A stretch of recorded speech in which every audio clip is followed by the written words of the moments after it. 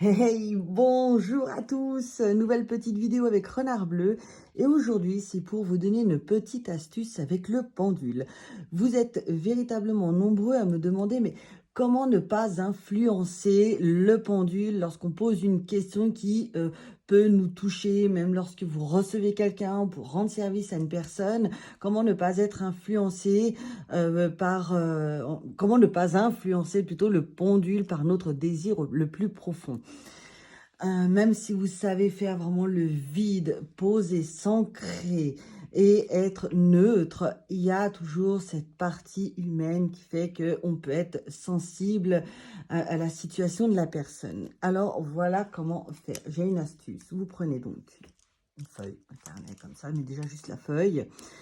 Vous écrivez oui. Je vais décrocher. Vous coupez, le mieux, ce serait de couper vraiment les mêmes tailles, hein, de façon à ce que par la suite, vous ne puissiez pas les différencier. D'autres bouts de papier, vous écrivez non. Vous désirez là.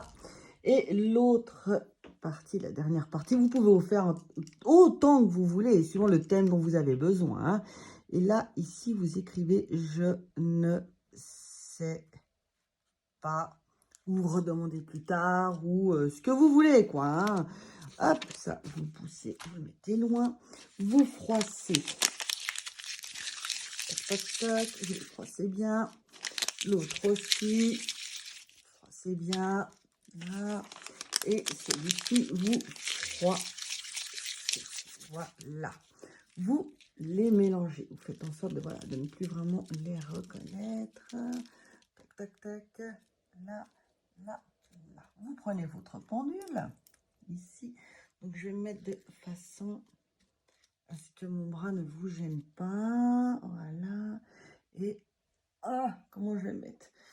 Et puis, vous faites la prise de connexion. Alors, moi, j'aime bien le faire pour chaque papier. Vous pouvez faire quasiment même les trois, hein, si vous voulez. Mais moi, j'aime mieux faire papier par papier. Donc là, on va faire vite pour pas que la vidéo dure 3 plombes. Prise de connexion. Donc, moi, il va osciller de cette façon-là, de gauche à droite. OK. Et puis, s'arrête. Vous faites la même chose avec l'autre bout de papier, pardon, pour mon bras. Il va osciller aussi, en tout cas avec moi. Ensuite, il va s'arrêter une fois qu'il aura bien pris la connexion avec l'inscription du papier. Même chose avec le dernier papier. Pardon, encore une fois avec mon bras. Il va osciller, encore une fois. Ça, c'est mon énergie mélangée à celui du pendule. Il va s'arrêter. Et là, ensuite, vous posez la question. Hop, votre question est bien posée et fermée de façon à ce que la réponse soit oui, non ou je ne sais pas, où ce que vous avez mis.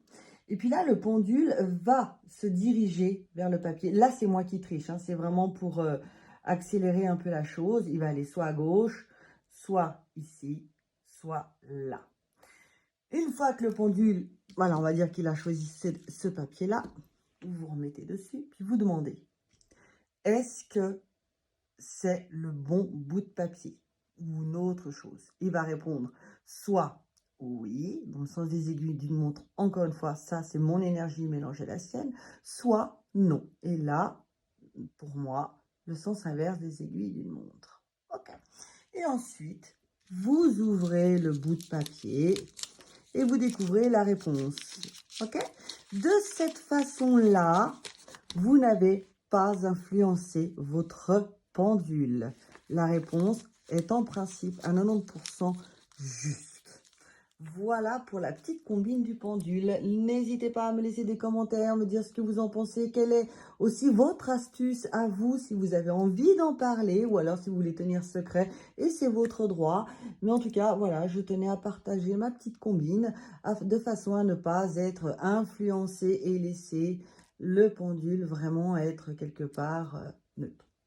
Voilà, une toute belle journée. À bientôt.